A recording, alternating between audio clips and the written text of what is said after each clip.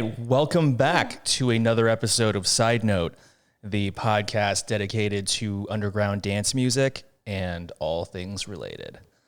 This week, my great pleasure to welcome Sarah Strandberg to the show, techno queen and label boss of Fallen Angel, not only the label, but also the night.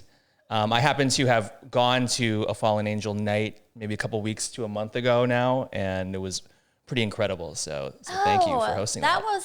That was the slowest one.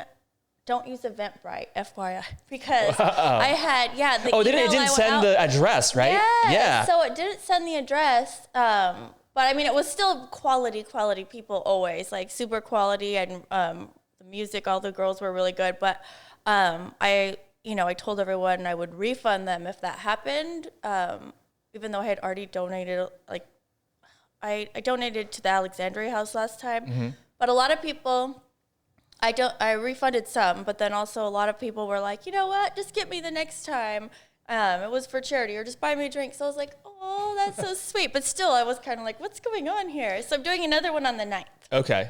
Yeah, I feel like probably then a bunch of people didn't make it because they never got the I know. directions. And then they got met. Like, I wasn't checking the Fallen Angel email. I was just checking social media. But I don't know, up to 68, maybe 50 were people I didn't know and didn't know me. So that's flattering, but I feel bad. They're all excited. So I'll make sure that I take care of them. I'll get them a drink and put them on the list this next time. I said, and I feel like you are definitely kind of very generous with the drinks and stuff. When I was there, you definitely took care. So thank you. I like to take care of I feel like it comes back though too. 'Cause even though I donate 25%, I feel like in the end, to be honest, it's probably 15% because a lot of people give a little bit extra, or I have a very big guest list all the time. And a lot of those people will still donate money or even buy a ticket. Right. Just when I'm like, hey, what are you doing, Ness? Or whoever, you bought a ticket, even though they're on the list. So I feel like it gets, if you're really stingy and don't give someone a +1, or I give the DJs +3 or whatever, because I don't know. I'd rather have a really nice crew. Right. I feel like on the flip side, though, as a DJ and promoter, you probably get a lot of randos. Hey, do you have guest lists? Oh, just, I'm very cut and dry with that. Sometimes I do. For the most part, I try to keep it affordable, $20 tickets and then 25 door. When I feel like a lot of places have been getting a little bit greedy, where you're geez, come on, especially during COVID, a lot of people weren't working. You know what I mean? You could come up with probably $20, or if someone really couldn't, that'd be okay, get me double next time, or you know what I mean? I want people to be able to come out. They need it, I feel like. Yeah, coming out of COVID, I feel like every promoter was grabbing for money, I'm going to charge as much as I can possibly get away with. I know. I was not a fan of that. I played a few events when it first happened, and they were fun, and was a really nice crowd when I first got back. And I was just it was just ridiculously expensive.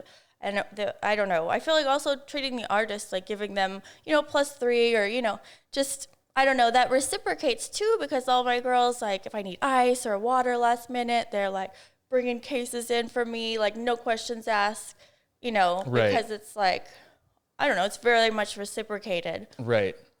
I feel like the vibe at your party was definitely, the plur was definitely alive and well. Until the next one, I think we'll be bigger. But it should always be the same vibe, I feel like. The plur will probably still be there, even if it's bigger. Yeah. Because otherwise, I'll just kick them the hell out. I have no problem. I've only had to do that with one guy in the last, I think it's 6 or 7 years. I should look back. Maybe 7 already. But only one time have I ever kicked, and he was some meathead. But I have no problem if someone's making someone uncomfortable. Here's your money, get the hell out. How did that go down? Was it just someone being creepy on other guests? It was really big. This was probably the second one. I don't know, just some meathead, being too creepy, to everyone. So if if that ever happens, I don't want anyone to ever feel uncomfortable, ever. So if that ever happens, I hope people will tell me, because I'll just kick them the hell out. And I might have the security follow and, give them a little lesson. Because I don't like that. Teach them a little lesson. Yeah. But other than that, for the most part, I mean, it's just like supportive, nice people. I feel like I've never really had an issue at all. Yeah. Well, I mean, that's rave in general. I feel like,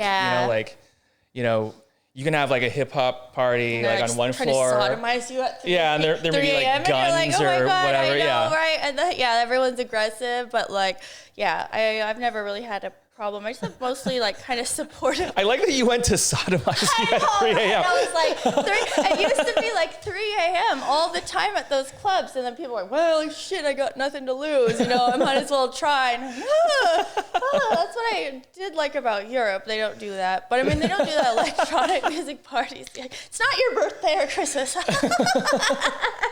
Just kidding. So I looked on RA and it looks like kind of your first event maybe dates back to around 2015. Okay, well I didn't even know that. So that works. I'm glad. So like 6 years then. Okay. Yeah. So you have a history dating back. That's definitely like I feel like in the scene that's definitely substantial. Yeah. And then I also am aware that like you've like kind of done the circuit in Germany and everything. Like you're actually in Europe. Sorry, I didn't mean to interrupt. Oh no. I threw one in Berlin, but I just didn't have time to throw anymore because I had a residency at a club called, it was the White Rabbit, but it's like Der Weiss House or I don't know. Anyway, I played there like once a month, and then I did an event with Ayako Mori and then Lady Maru, and we worked together a lot. Okay. Ayako Mori, they're both really well known, but she has like she has not been in the top 10 of something on Beatport for the entire year. Wow. Yeah, she's amazing. She's one of my, like, her and Maru are one of my favorites.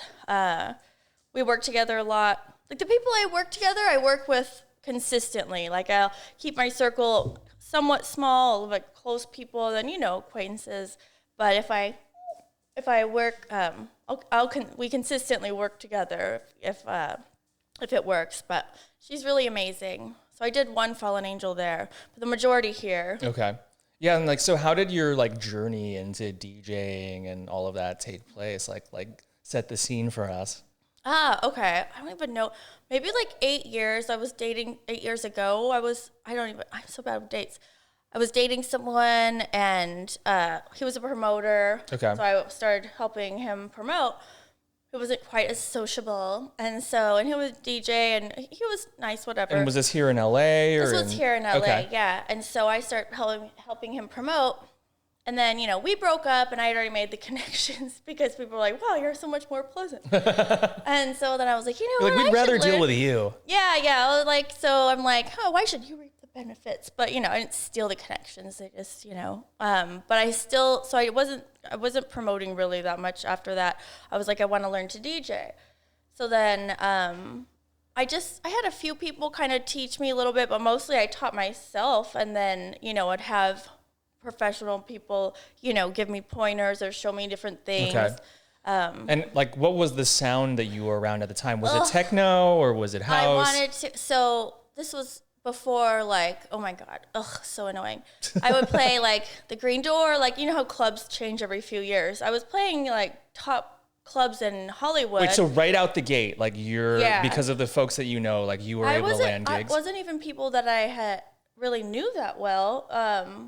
I don't know. I just think I'm good at meeting people. But so like I guess there was like the Green Door. I played Joseph's, which was I played Avalon. I played Joseph's. That's like one of the few places I've actually played. It was like 8 years ago, but it used to be. Now it's like cracky, but like it used to be really when it was initially. I feel like when I played there, it was already a little cracky. Yeah, when I played, like the very first couple times were okay, and then I was like, I'm not into this. And I played Avalon. Where else?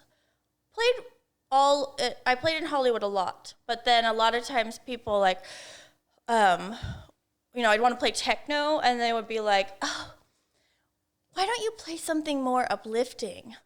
I was like, I don't want to make you happy. I want to make you think. Right. But also happy. But so I would play, techno, but then also mix in some electro or break beats. Because I do like electro, like Prodigy type electro, and a little break beats, because it's not dorky and it gives someone like different movement to dance to. So I try to just slip one in there, here and there. And then of course, slower. Oh my God, I played in Newport Beach. What was that? What is that club? I don't know if it's open now. It's like a substantial club, I think, maybe affiliated with Sound or something. Anyway, I played, maybe, I don't know, like 5 years ago, 5 or 6. I don't know, bad with dates. All right, so you're kind of starting out in 2015. You're playing at different places, including like down in Newport Beach. Yeah, okay. I don't remember the name of that club. I mean, if anyone knows, like, it was the most substantial club. Yeah, like, and I think it was affiliated with Sound. It had great sound. I think I had Function One, but I played there, and one of the promoters was very, very nice, and then the other one was just cheese balls. Nerdo weird, but that's fine. I like nerds, but I don't know. Anyway, I was playing and people were really liking it, and then he comes up and kind of like maneuvers me off the decks. So I mean, people booed him, thankfully, and then I got back on. Yeah, but I was like, you know what? I mean, that's never. And this is because you were playing kind of more thinky techno, and they weren't feeling it. No, he just wanted to be part of the fun. Oh, you know what I mean? He was like, people were enjoying it, so I think he was like, I'm gonna get in on this and kind of maneuver me out. That happened.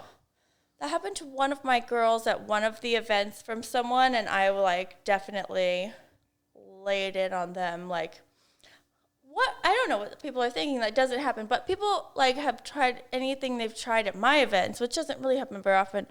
Always when I'm not there, you know what I mean? Where I'm like, excuse me, because I usually have maybe like one security. Oh, because they know you're the boss. So when you're not looking, that's when they try. Yeah, maybe it doesn't happen very often, and it hasn't happened to me since I was playing a 4-hour set in Berlin at the place I had a residency at, the White Rabbit or Der Wies House. I don't know. I still don't know how to pronounce it. But and then so it was a 4-hour set, maybe 4.5 hours, and so I really had to pee, obviously. So I put on like a decently long track, and then I ran, and I had to go pee, and then some random dude gets up there and starts messing with my shit. But gets in the booth like while you're on your bathroom break? I went to the restroom. But the sound guy there, people are very, very, because you can be an artist and that's your profession there. Here, I feel like if you're an artist, people are like, and what else do you do? But there, that you're like, oh,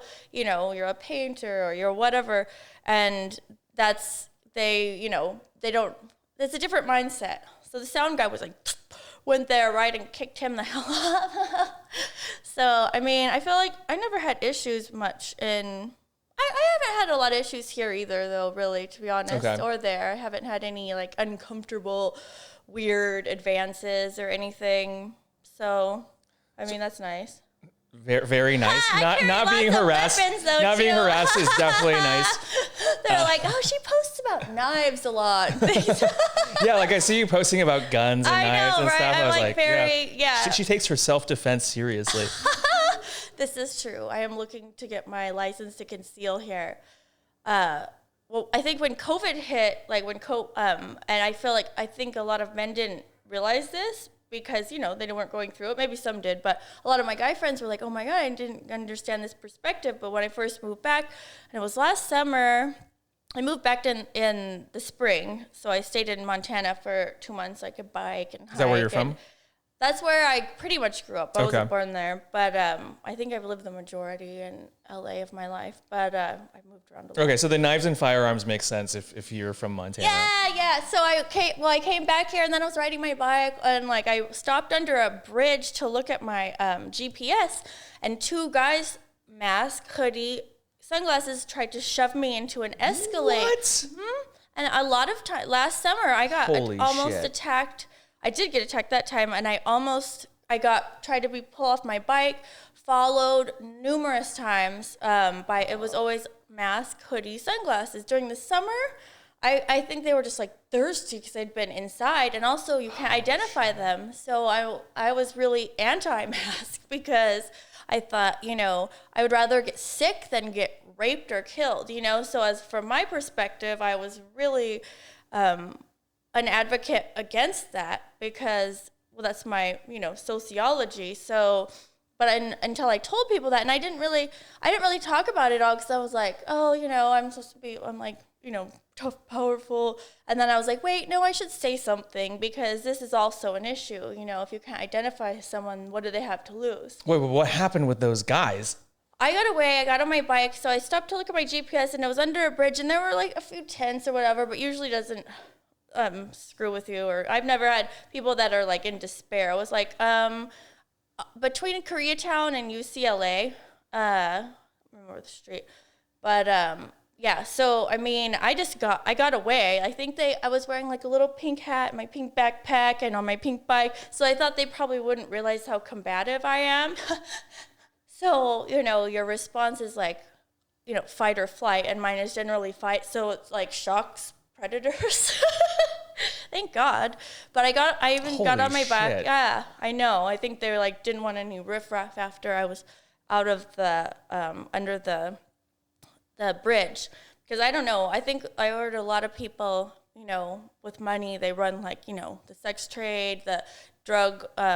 You know, they have the people in the tents sell their drugs and all sorts of, you know, horrible things. Yeah, a lot of like shady shit. Yeah. Horrible, yeah. That they, you know, same in Skid Row. I'm really, yeah. I know a lot of weird things that go on. I don't know, on the darker side of humanity, but I try to do what I can to help, and then, you know, not obsess over what I can't, even though it still affects me. I try to be aware. I ride my bike in Skid Row. Like, I will go, people are like, you're crazy. Why do you do that? I'm like, I want to see what's going on. I want to see what's happening. What, you know, a lot of them have mental illness. Most of them, you know, they're the ones in Hollywood. I'm sorry. I don't have a lot of, I don't want to stereotype, but there's a different. Wait, there's like a difference in terms of like the like homeless person totally, in Hollywood versus, okay. Mm-hmm. I feel like in my experience, I just like I don't say everyone. In my experience, the homeless like in Hollywood and things that are setting up shop on the sidewalk that I pay taxes for and I can't ride on are like just putting a generator, smoking crack, and they seem able-bodied. If you're able-bodied, especially, I feel like you could find something. The Skid Row is very not much. It's not like that. It's, you know, a lot of schizophrenia. My friend did a documentary, and it was like 95% had a mental illness. And so then also the pharmaceutical companies will go down there and experiment on them with different new drugs. But if you have psych drugs, you need to have them at the same time every day, you know? Right. So you're not going to find a schizophrenic the same time every day at a certain, they're not going to, you know. Right. Also, they can't utilize the system because, I mean, someone that's like, with some wherewithal, you know, maybe with 5 kids, they can go on the internet and figure it out. But someone that has, you know, that's schizophrenic or, you know, has some other like severe mental health problem is not going to have the wherewithal to use those, the system that they should be having, you know? Right. I don't know. I know I get all riled up. I don't know what the solution to that is, though. Yeah, I mean, like the homelessness issue in LA is just like so complicated. Like I have no idea. I know. What I do know though is like the city is not what it was it's not the city I grew up in, right? Like I look around and it's like, oh, LA kind of looks like the way LA looks in movies from the 90s that were like sci-fi, you know? Like, oh, you know what? Yeah, like apocalyptic. Yeah, yeah. I feel that too. Like I like my street. I live on a nice street and I like my part of town. But you could go like 5 blocks one way and it's completely different. Yeah. And I do walk. I shouldn't walk around. It was a full moon last night. I do like night walks and I'm like, I just want to absorb my surroundings. Right. And I have a stray kitty I feed. But yeah, I just like, there, you know, like some condemned building where there was a dead body, someone told me, and like that's just like 7 blocks from me, but I like my street, you know? It's right. just so like crazy. I don't know what the solution is. Yeah, it's so difficult, but I all I know is like when I drive around now, it's not just like the homelessness, it's also like the level of garbage that's just everywhere. I don't understand why, like is it a cultural thing or something? I'm like, why would you want to just throw stuff out, especially in your own area? Yeah. I'm not quite sure. Well, I feel like it's got to be like kind of like crazy, right? Like yeah, I thought I'm like I don't get that either. I just don't understand. Like yeah, it's like, oh, this is your home. Like you live in this. Right. Yeah. Just like yeah, I don't know. apathy. Yeah, it's rough. But I wanted to kind of dig in more in terms of like your move to Berlin and like, okay. Like how did that all happen? And was it did you go there specifically to DJ? Let's see. I decided to go again. I don't remember the exact day. Maybe 2018. Okay, so not like that long ago. No, okay. Probably 2018. So I went just to visit for a month. So no, I went. Yeah, I was gonna do like 3 weeks, and then I randomly got a gig just from the place I had a residency at. They're like, oh, I met them, and they're like, oh, do you want to play? So I stayed another week, just explored. So they offered you a residency before you got there? They didn't offer me a residency before I got there. I was just there to visit. They just offered me a gig while I was there. Got it. And I was like, oh, okay. They're trying to, fill me out a little bit. And so I go, okay. I wasn't expecting to have a Berlin gig when I was just visiting. Right. And I was traveling alone, which I do like. But except for if I'm with Nectar or Mackenzie. She's my travel partner now. But yeah, so I went there. Shout out to Nectar, who was on the show. Aw. So yeah, I know. I love her. She's so sweet and really responsible and talented. Has good stage presence. So anyway, well, you probably saw her. But so I went there. Then I played. Then I came back, and so I was like, you know what? I'm gonna move there. So 3 months. I gave myself 3 months just to get things solidified. At the most 3 months.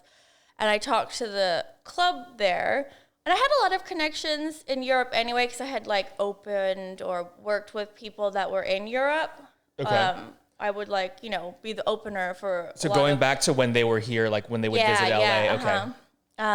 So I went there, and then they offered me a residency, and then I shortly after that started playing regularly in Croatia with DJ Ogie and my friend. Oh wow! Tai So you Chi. played in Croatia too? Oh yeah, okay. I played there probably 7 times, I think. Wow. Zagreb. It's in Rijeka. Dubrovnik or other parts. It was Zagreb, Rijeka. I don't know. I don't know how to pronounce it. And then Slavonski Broad, but yeah, I played there several times over when I was there, and I played Spain a lot. Spain. In Ibiza or? I played Madrid a lot. Yeah, one Barcelona, and then I would play Madrid. I played Madrid I don't know, 3 or 4 times. So wow. That's frequently. And I think I'm gonna do a Europe tour this winter for a month. Holy and then shit. I played Slovenia a lot. Maybe Poland I played. I like maybe Belgium. Where else? I'll have to think about it. There was I don't know, probably 7 or 8 countries that I played, but also. And this is just through you're traveling, you're meeting folks, and people are hey, do you want to Yeah, that, and then I also for a little while Kubo, he helped me do they helped me do my bookings for a while. They're kind of hard techno. Okay, are they DJs in Berlin or? It's an agency out of Barcelona. Okay, got it. Yeah, but I mean, a lot of mine were just connections on my own. But he did help me do some of the contracts sometimes and things to make sure everything was, even some of the contracts for here in LA. Because I came back every 6 months here, and I had gigs in here in Mexico. I played Mexico quite a bit. Or in Fauna Beat Group. They're really sweet. They're in Mexico City. I played Puebla, TJ. Yeah, they're the best hosts. They're so sweet. Wow.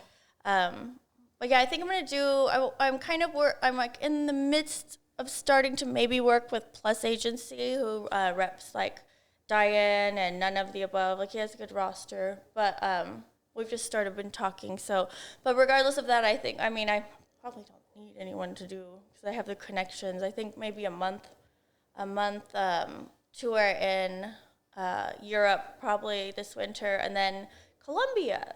Actually, Colombia. I'm gonna do a tour like with Medellin or. I mean, there's probably 5 different cities that I've been talking to different promoters. That's one of them. God, I'd have to look at my phone. Do you want me to? There's No, it's 5 fine. different cities. It's I've fine. never been there. I don't know anything about it. I just know they like hard techno and they're open. And so, and then Wicked Waves, I did was on 2 EPs for them, and they're based there, and it's a really good label. So I've been talking to him, and then he gave me a few connections, and then I had a few connections just from chatting several years ago. So it was just all kind of like, oh, okay, let's try to fit something in. But that'd probably be 4 or 5 months out because they have to, you know, plan. I don't know. It'd be nice if it was 4, but everything takes a lot longer, you know? I mean, that's insane. So you definitely have an enviable DJ career in terms of all the different places you've played and all the different clubs and the sound systems. Is there anything that sort of sticks out to you as oh, this was my favorite gig, or this is my favorite way to play or place to play? Or I liked Griesmuller. I'm so sad they closed. I'm so glad I got to play there before they closed. That's one of and Kit Kat, Gegenhell. So Gegenhell, which is also Gegen Records. Okay, and this is in Berlin. Yeah, okay. They're so lovely. They do events other places. I just released on their label on a project that had Paula Temple, Bloody Mary, Ayako Mori, Lady Maru, Scalamaria, Arcana. Huge people. Their gigs are so fun. They're so accommodating and professional and just really sweet. Yeah, they're just really sweet, and the people they have, the crowd is just really amazing, which makes all the difference. Okay. I played, Griesmuller I really liked. Kit Kat was where Gegenhell was most of the time, and then I really did like Croatia because the people are so fun-loving. Okay.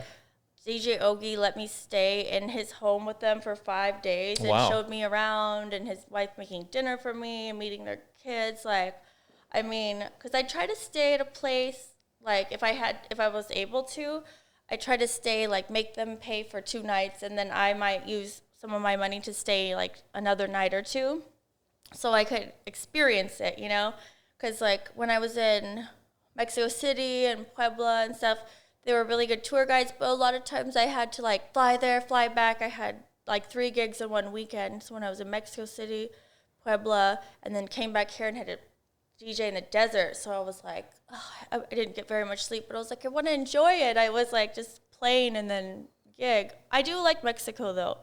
Mexico's fun. They have good energy. Okay. I think I'd probably play there again. They've been talking about this fall. Well, they're kind of waiting to see when things open. So right. And then in terms of your sound, has it always been kind of that very fast Fallen Angel techno sound, or has it sort of changed over time? I feel artists are usually, hopefully evolving consistently. Yep. Some don't. Some just have identity crisis and midlife crisis, and they didn't know what the hell they're doing. But true artists, I feel kind of evolve all the time. I feel with the dark, I've always been dark. I've always liked, when I was little, I would be drawing knives and blood and marionettes that were chained, and my mom and teachers are what's going on? I had such a perfect upbringing. I don't know, this is cathartic for me, okay? 8 years old, a little concerning sometimes. But I've always had I always like the dark art, the darker side of humanity attracts me. Techno kind of speaks to you on that level. On a darker. Yeah. I throw in I like fun too, so it's not just one note. I don't want to, dark. I like to be fun also. So I try to, mix it up a bit, but always me. But I really do like the dark, aggressive. I'm aggressive as a person, really. I don't vibe that. I know, not a lot of people. Okay. Not a lot of people do. They're wow. Because I don't have to be very often, because I don't know. I feel I don't have to be, but it's definitely there. It's not like, Napoleon complex where you're puffed out all the time. It's just there, but it's a little shocking and uncomfortable to people when I get pissed or something. Something happens, but also people are like really shocked. Not everyone pretty much knows what I play now, but like they're still always kind of like, God, you are pink, you're in your pink bike, you're like, very light. But then I was like, if you're gonna, be able to radiate light and give people that kind of an uplifting energy, you have to be able to get expunge the other parts out of you, which creatively works for me. Wait, so do you feel like, playing like hard, heavy music is like you like purging darkness from yourself? I think it just makes me feel powerful, and that's what I like to listen to, and that's what I like to hear. It is powerful. The things I produce are much more personal. Like I always come up with a track name before I make the track, which is like really it takes me a long time to make one track because it has to have a premise, which is from an event, so, if things are going, dandy, then it's like, I need to create some conflict here because it has to like be mood evoking and cathartic. Right. So the name I come up with, and then I always know what I want to hear and sound. And so executing that is usually the hard part. So a lot of people make like a collage of other people's sounds where I'm like, I want a knife slice sound, or I want to, you know what I mean? So how do I get that? Or I want like a demon sound, then I want it backwards, or I'll have like 2 words and I'll have it distorted and backwards. So it's kind of subliminal, but not just subliminal. So the stuff I make is much more personal. So do you like divide your time equally between like studio time and DJing, or how does that kind of work? Yeah, I feel like I feel like I need performing. I really like it, but it works different sides of the brain, like the left and right brain, and so it kind of balances you out, So I always I think performing will always be like what I like more. Oh, because you feel like with like DJing you're more in flow, but with production you're more kind of thinking. Yeah, it's more like I'll record a bunch of sounds that I know I want to hear, and then it always takes me a really long time. Well, it takes me a long time to find the sounds and create the sounds I want to hear because I know what they are, and then putting it together. The sitting there and executing it on Ableton, the structure and the putting it together part, that's the part where it's like, it's not as creative. It is creative, but it's also more it's like a lot of clicking, the pragmat, or more tedious part of the creation. But I definitely feel like after you're like agonizing, you're like, oh, I've heard it 80 million times this week, and then I give myself a week off from this thing, and then I'll go because I'm like, I don't know if I like it. What is this shit? I don't know. And then you go back to it, and you're like, oh, okay, I actually like this. And then test it on like shit speakers, good speakers, all different headphones, car, And then if it sounds good on shit speakers, then you're like, oh, okay. Or like earbuds or your phone, or you're like, okay, now. And then mastering is a huge part of it. Okay. So do you work with somebody on that, or do you do that? I have. Oh no, I don't. I feel like because it's like very difficult. The good mastering people have like tens of thousands of dollars worth of hardware, right. and you have to find someone that like knows your vibe and your essence, because a lot of times like someone can just run it through a program. I'm like, no way, let's compress everything, but someone that knows what you want accentuated and then brings it up fully, they need to have like a lot of expensive equipment and then get your vibe. So Connor Dalton has done a lot of my mastering, and he does shout out to Connor Dalton. Yeah, he does like Perks, SNTS, Rebecca. He does like pretty much all the main techno people. Then Rebecca with a K. Yeah. I was actually in a magazine with her, like from Coincidence Magazine or Coincidence Records, which I did anyway. But shout out to them too, because they're so sweet. And then what was I saying? Oh yeah, Lobo from I don't know how to pronounce his last name. He's in Italy, and he owns Insane Industry Records. So he's really great at mastering, and he gets it. Because also, techno in general is difficult because it has so many dynamic pieces to it that are like an odd sound 4 times throughout it.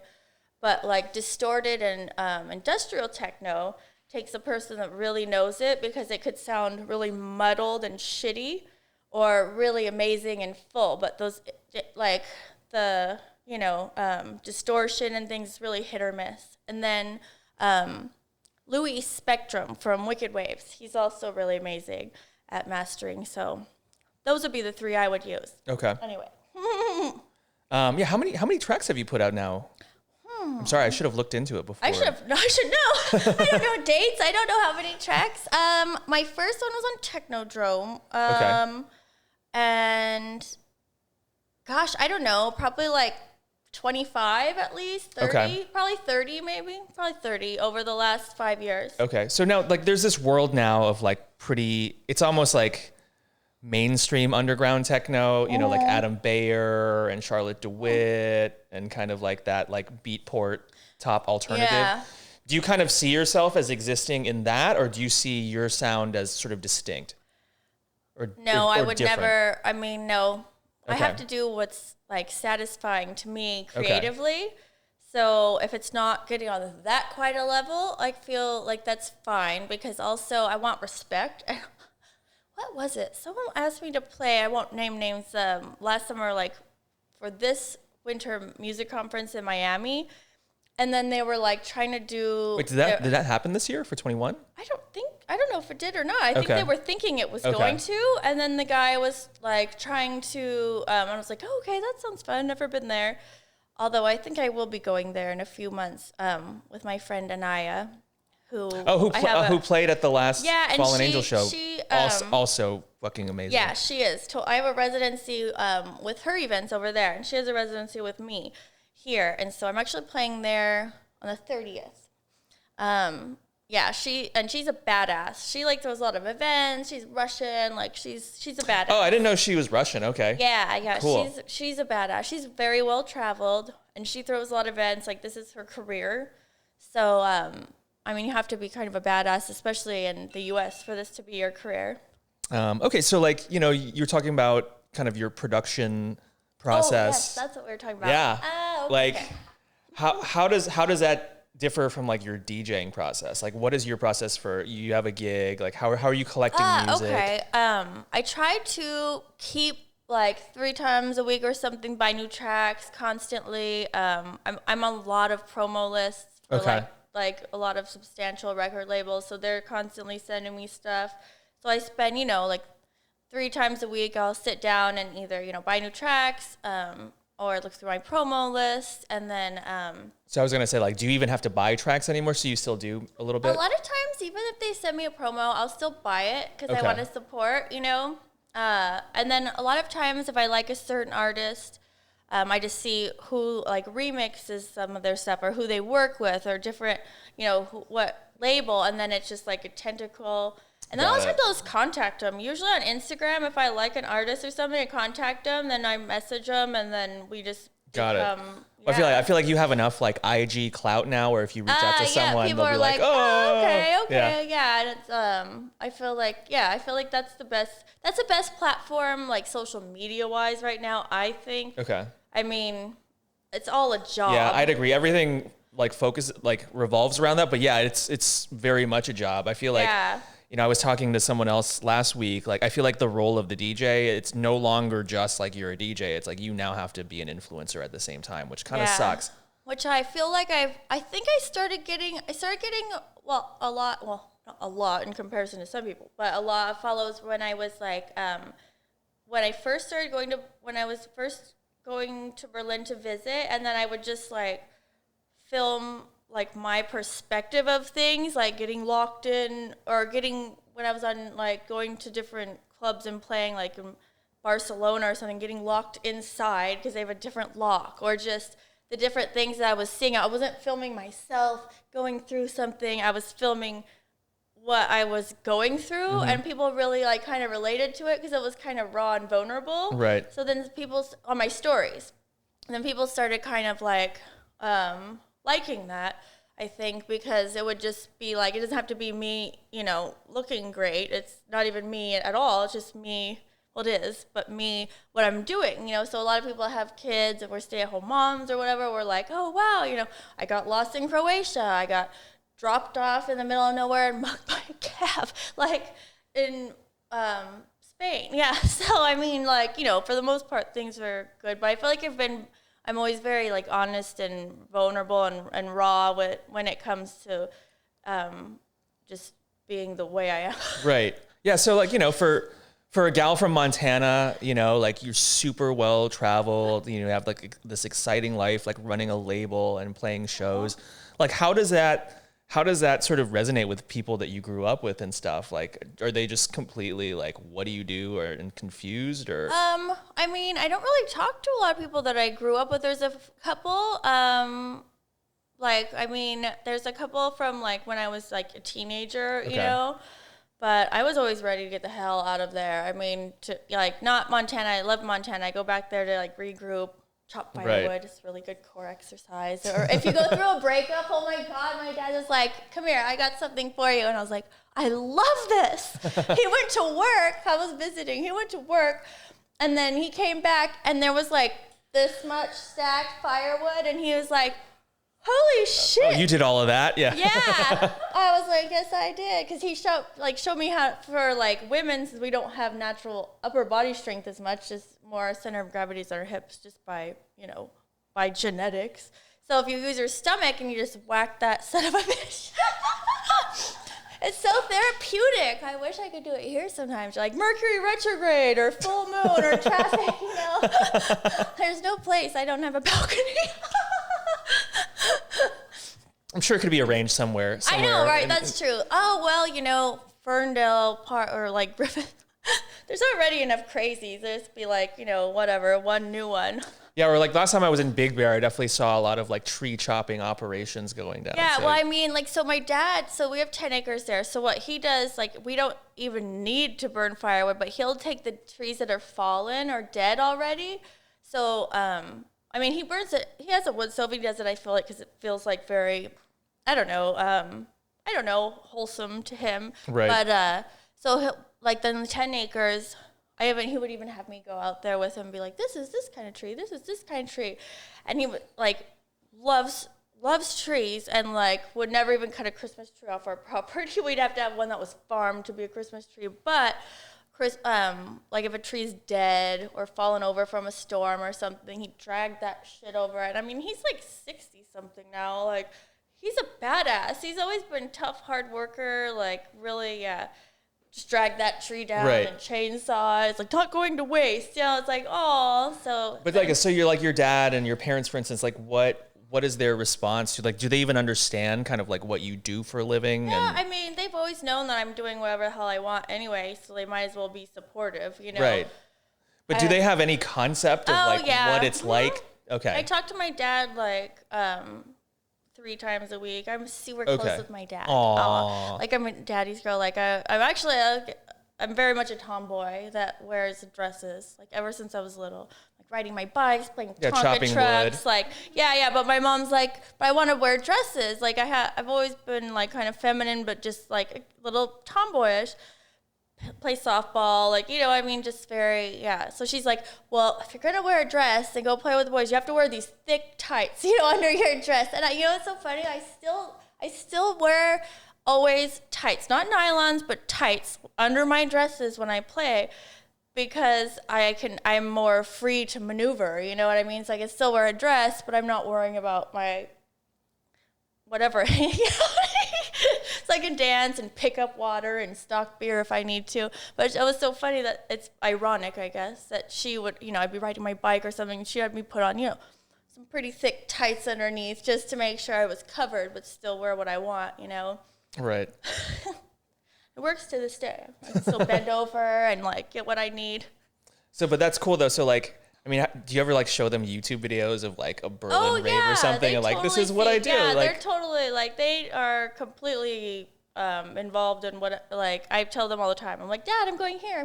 They want to know so where cool. I'm going. Okay. I send them videos. I sent them, like, the last video that from my track on Geegan Hill. I mean, that's pretty, like, little racy. My mom's like, oh my God, I love this. It's so sexy. And it's very, like, I mean, it's, like, not quite S&M. It's very avant-garde. It's very, I mean, it's, a lot of moms wouldn't say that. So, like, right. it's very, yeah, it's like, yeah. So she's like, oh my God, I love this. She's very, very artistic. My dad's very musically inclined. He's taught me a lot about music, like the blues. My dad played the drums. He plays the harmonica. Like, I mean, very musically inclined. He taught, when I was exposed to music at a very young age, like Savuka, which is like a lot of African, like, drum music I was exposed to from my mom, and then, you know, Led Zeppelin from my dad, which is probably one of my favorites, and then even the blues, like, what is his name? The White Claw. Robert Johnson, the blues guy that had the really long fingers that sold his soul to the devil. Wait, isn't Robert Johnson like the name of a hotel chain or something? Oh, I mean, maybe, yeah. Right now they're like, we're gonna market off this shit, so. Robert Johnson, yeah, he was blues singer. He died at 27, which is very interesting because Kurt Cobain, all these people die at 27. Right, like James Dean, yeah, like. So, but I was like, but Led Zeppelin and Eric Clapton did rip off a lot of his music. At least Eric Clapton, which is not, I don't really like the sound of his shit, but he at least gave him, like, credit. Led Zeppelin, which is disappointing because I really like Led Zeppelin, they used a lot of his shit and they made it amazing in theirs, but they didn't. A lot of rock bands did that to blues singers because in the 20s, the United States was not, you know, they didn't want them to perform. They weren't giving them credit. So, you know, overseas was like, oh my God, let's tap into this shit, right. You know, let's make it our own. So they, you know, saw it before we did, but was really exposed to music, all different kinds of music from a young age. My parents never limited what I wanted to listen to. My dad gave me, like, gave me, like, big speakers, an amp, like a really good for my CD player, like a really, like, nice stereo system in my room when I was, like, 12. And so, I mean, some of my first stuff, well, actually, like, one of my first CDs was Prodigy. Like The Fat of the Land? One before that. That was my favorite one. Okay. It's like Voodoo People or something, or is that just the Voodoo single? People is on The Fat of the Land, but there's two before that. And so the one right before that was one of my first ones. Believe it or not, like Eazy-E and NWA, Salt and Hell Pepper. Yeah, that was part of my, like, growing up too. Oh my God. And then, like, okay, yeah, I guess I like a dichotomy of different kinds of music. But Prodigy I really, really liked. My mom's like, you know, smack my bitch up when you're, like, a little kid. Your mom's going to be like, ah. And I'm like, you know, I think he's just expressing how he feels creatively. Same with, like, Eminem. You know, I was like, hey, if you get it out of your system and you're not doing it, I think that's the way it should be. But people just, like, you know, put you in a box and you're like, well, wait, maybe they need this. I mean, yeah, for all we know, that's you know, that's what he says when he, like, jerks off. He's smacking his bitch but off. I was like, also like that changed the pitch up. I'm like, there's got to be more to this. But same with, I mean, not maybe with Eazy-E. I don't know. Like, I just like MWA and Eazy-E because I didn't even know what they were talking about. My mom on a road trip, we went the whole time. I made her to listen to this stuff, and then Salt and Pepper or whatever. And she's like, do you know what they're saying? And I'm like, no. And she's like, okay, then fine, whatever. So, yeah, they never inhibited me on music. What else did I have? I'd have to think about it. It's very, very diverse of what. Right. I always like aggressive, though. I like, or intense at least. Yeah, I'm seeing the theme, right? Yeah. From NWA to Prodigy to hard techno. There is kind of a through line there. I like some of Heart. I like Heart because they're badass, like, bitches for back then. You know what I mean? Like, they, you know, I like their faster stuff from the 70s, not as much their 80s stuff, but like, because it's pretty innovative back then for, like, you know, girl band, and they were playing, you know, pretty decently hard. I really like Heart. Who else? My God. So are you like many. techno only, or like do you get down with other, like do you get down all with the different house? kinds of. I don't like house. Okay. I don't like house at all. I don't like deep house. I hate it. Okay, yeah, I was gonna say like somehow I don't see you like getting down with the deep house like at the boho party. I like drum and bass a lot. Okay. I mean, there's certain things that sometimes at home I'll like practice a little bit on drum and bass just to keep your well, for fun, and then but like jungle, like heavy aggressive drum and bass, not like the like Disneyland, Forever 21 playing drum and bass sounding, you know what I mean? Where it, like, yeah. Because it keeps your skills on. Because the drum and bass DJs, they are very top notch. I got into the scene after that had already been I would go to Respect here and there, but it was already kind of out. Like after it was like, yeah, it was kind of out already. I mean, like not as popular, but I really, really like drum and bass. I mean, I like gangster rap from the 90s, to be honest. Like, I like Tupac a lot. Hell yeah. All eyes on me. Yeah, I love Tupac, and that was another one I listened to when I was little. Well, he was such a philosopher, There was a lot that were just like, ass and titties. It's like, okay, 3 6 Mafia. But, I mean, Tupac was, a philosopher and very deep. Before I got into electronic music, like in middle school, my like go-to was like the gangster rap, like Death Row and like all that shit. Yeah, I know, right? The Chronic. Yeah. And then I feel like hip hop definitely turned, and it was all about like the money. Popping bottles, and I was like, this is whack. Yeah, you have nothing to say. You have nothing to say. Like I feel like who's a couple that I can think that even have something to say? I mean, initially Lil Wayne did, but then it got once they get the money and stuff, and then it's just kind of like. And he would talk a lot about, women and disrespect. But I also think if there's something behind it, you could tell when someone's just like, oh, fuck bitches. Or you can tell when there's like a reason they have this feeling. And I don't mind people saying, maybe like offensive things about women if that's how they feel. And it's not, they're not objectifying them to make money. There's if it's for the art versus just like, I'm just trying to put out a single so I can make some money. Put people in a box creatively or, like they do with comedy now where you can't say shit. You can't say shit anywhere. Like you can't, and people should know that certain things don't come from a place of hate. It's just very inhibiting. No, I feel like they've tried to cancel a lot of comedians and then it hasn't stuck. So I'm kind of glad that's kind of been the case where. Yeah, because you can tell you can say my name and you can have hatred behind it, or you could say, cracker or something, you know what I mean, and just be joking or something that would be offensive, but you could tell if someone's just not educated in what they said, I feel like there's a lot of intent has a lot to do with it. Yeah. And then there's also like, does the person, maybe it's coming from an ignorant place where the intent isn't there, even though it may be offensive, it's not as though. Yeah. Or like, if a comedian like makes fun of everyone, I feel like Chelsea Handler, she did some interesting pushing the envelope stuff. I don't like her political views very much, but that's fine. It's just some people are very like use their platform a little bit to like, but aren't necessarily don't educate themselves, but I do like that she tries to educate herself. Like she's done a lot of like, some of her like, I don't know. She like her live shows that she did for Netflix, which is not comedy. It was her like going. Like her weekly show, right? Like she had like. Well, she had a comedy show, and then she had one where she went and did ayahuasca, or she went and talked to African Americans in the South, and thought like, what is. Like, how is life there? What, and I thought, I really liked that, She'll push the envelope and say things that might be offensive, but it's also, like, not from hate. It's just from being, uninhibited. I'm pretty open about my political views on Instagram, actually. That also started getting me, I thought I would lose followers, which I don't give a shit anyway. But a lot of people were like coming out of the woodwork being like, oh my God, I actually like this or that, or things that are uncomfortable for people to hear that are happening in the world. And I feel like, it's easy to just like put your head in the sand or, say, oh my God. I feel like a lot of people sheltered don't realize such horrific things happen.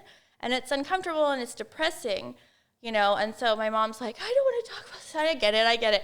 And I'm like, but, you know, we don't have to talk about it before bed because, but, you know, but so many people, like, you know, I don't think they realize, you know, they live in Newport Beach and they have never, you know, been anywhere. They don't see such horrific things that are happening, like Afghanistan. I mean, just in general, like the sex trafficking of little kids. Like, that's why I try to pick a different charity each time. Right.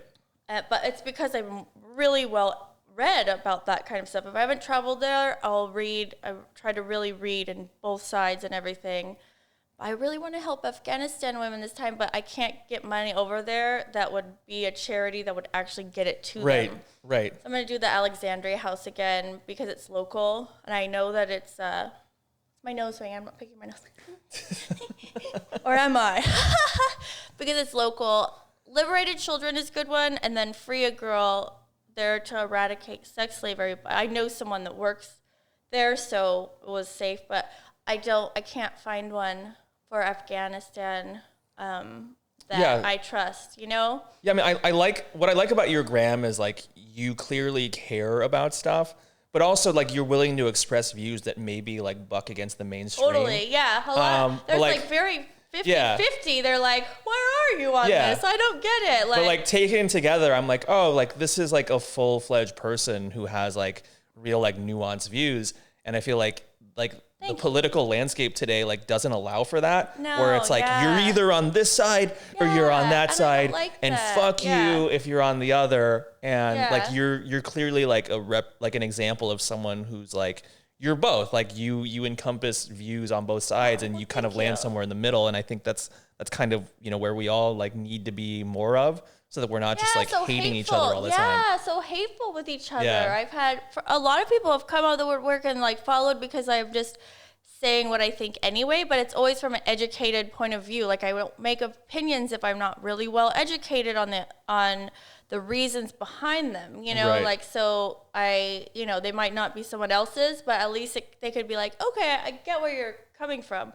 But also, if someone has views that are, you know, that can convince me, I'm open, you know? There's been times where I've been like, okay, if you're educated and you're not forcing it down my throat and you're not being an asshole and calling me names, you know, I mean, then I might change my opinion. I have no qualms in doing that. Yeah. But yeah, like, I'm pro-gun, and then, you know, which is like, Republican, which I don't identify with either one. Anarchy is the only one I identify with. And then, you know, like, pro-choice, but within reason. But that's a whole thing. But I try to go by my gut. Yeah, I mean, it's so easy to, like, sit behind your phone and just, like, hate on people these days. I know, people are so hateful. And I'm like, why don't you read? Yeah. Why don't you go serve sandwiches out on Skid Row? Or just, like, meet people, you know? Like, yeah, that helps. Like, traveling, I feel like, helps because you see why. Like, there's certain stereotypes where you see, this is why this is the way it is. Like, this is why, yeah. But also, it's like, that's why I get so sick of Facebook. Sometimes I'm like, I'll still promote on there, but I don't do my political opinions as much. I do a little bit here and there, but I feel like it's like middle-aged, hateful man sitting at home doing nothing, and you're just like, whoa, like, hateful, well, like, weird shit. There's, like, a lot of people, like, living in low vibration, just, like, you know, low vibration hating. I use that term a lot, too. And they almost kind of hate you if you're high vibrational. And I feel like that's a lot of reason why, like, maybe not so much getting attacked on my bike, but just, like, and people that are crazy will just kind of flock to me in public, or just because they need a little bit of that energy, you know? So they're trying to, like, steal your vibe. Or just they can't help it, or they feel like very, like, comfortable, like someone with mental health problem. I mean, also predators, you know. also them. Also them, you know. They're, like, almost, like, hateful, or like, or they're just stupid and they didn't get it. So, but a lot of mental health people, like, and I'm in public, my friends are like, oh my God, why are so many crazy people? They're like, not until they're with me do they see that. Right. And I feel like I'm very into different, you know, energy, a bit of meditating now. I was doing it for a while, and I'm doing it again, just from, like binary waves, theta waves, things like that do help elevate, like in the morning, at night. But I'm better at getting guarded for different energies, because I feel like as a DJ, it's a good thing to feel energy and then be able to radiate your energy and control, a crowd with your energy. But also, like when you're in public at Ralph's, I don't want to know Joe Schmo's mom is a weirdo, or you know what I mean? I don't want to absorb all this energy when I was younger in crowds, and then I would just be overwhelmed, and it was really not fun. Yeah, I mean, it sounds super woo-woo, but like I feel like the more that I meditate, if I'm around people who I like feel like I can distinctly feel that they're like kind of negative, like it affects me. And you're kind of like, fuck off. Now I'm like, I don't like you, and I don't need to explain it. It's kind of like, oh, I don't know that I can even like be around you anymore, because just being in your presence is like screwing with my head for like days afterward. Yeah, that's so true. I feel, totally. And I used to be like, to be polite, try to convince myself elsewise, and then I'm like, I'm always, I should have listened. You know what I mean? Because it's not like I don't like someone because of their shoes or some stupid shit. It's like I can tell who I like and who I don't like. And then I can tell who we just vibrate the same. Like if we go on a date with some French dude, I was like, oh, okay, yeah, we just don't vibrate the same. You're nice logically, but no, we're not getting it. But, you can tell the people that you repel.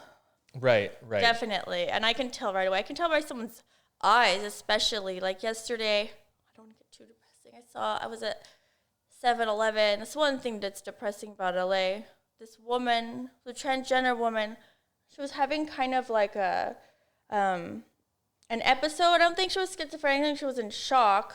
It was a catatonic at first, and I was like, oh, okay, hey, do you want some food, So I went in to get her some food, and she was kind of sitting there, and I realized, like, she was talking to herself and then I got her some, and she was like, yeah, so she made a connection a little bit, and then I came out, and I saw she had, like, someone had cut out part of her arm. I don't want to get too, like, make anyone depressed, but, like, down to the muscle. Damn. Like, she was beat up, and then, like not really even wearing bottoms of clothes, and, like, I'm not schizophrenic, but just in shock and, like, talking.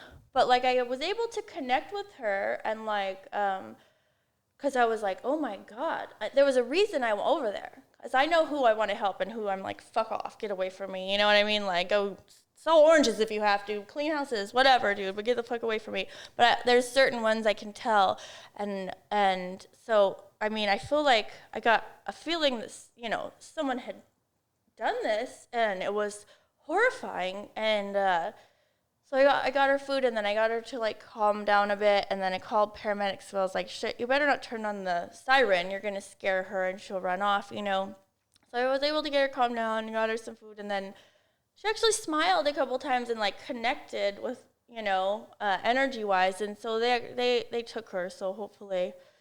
Well, anyway, I think you're living up to your name of, like, Fallen Angel. Oh, I was like, that really bothered me, but at least, like, I'm going off on tangents. But energy-wise, I feel like I can tell who I need to, you know, and then also maybe help as a DJ, or it's almost like it is a shamanistic kind of like a. Dude, I've said that, like, I think I talked about that with Nectar. Yeah, it's like I think for all of mankind, there's always been a DJ. It's just that at the beginning, it was like a guy in front of fire with like a bongo. Native Americans and Africans. Yeah. Like, oh my God. And yes, pretty much every culture. So I guess we're coming up on time, but thank you so much for being here. I feel like we've definitely gotten like such a good kind of cross section of like who you are as a person. Oh, good. I hope so. Yeah. And I hope that, like, when people go out to see your shows from now on, not only do they get to know your music, but they'll get to come back to this and get to know you as a person. And I hope that, that's what this show does for like all the DJs that come on. Yeah, that's really thoughtful. Yeah. I appreciate it. Oh, I got goosebumps. I get goosebumps a lot. You can ask Nectar. I get goosebumps like at certain pivotal moments where I'm like, oh, that was a real experience. Like, aww. Yeah. Aww. Well, so thank you. I guess, like tell the folks how they can follow you and, where they can. Yeah. And I mean, Fallen Angel Techno is my Instagram for events, and then also for the label. Same with Facebook. I'm not on there as much. I have my, Sarah Strandberg Sarah.dj, I think, for my Instagram. Spotify, Beatport. YouTube, I need to get more on that. That's why I need you to film. So let's give a shout out. Shout out to Emily, our producer. Yeah. So Emily maybe Kim we Spicer can do Productions. some film. Yes. Shout out. Thank you. Yeah. And so, hey, and even have you do an interview. Anyway, I'm having ideas. But yeah, YouTube has some stuff on there. I mean, pretty much all digital platforms. I have a few vinyl out.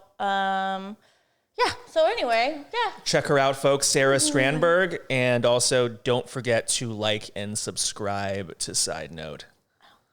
All right, folks, until next time. And thank you again, Sarah.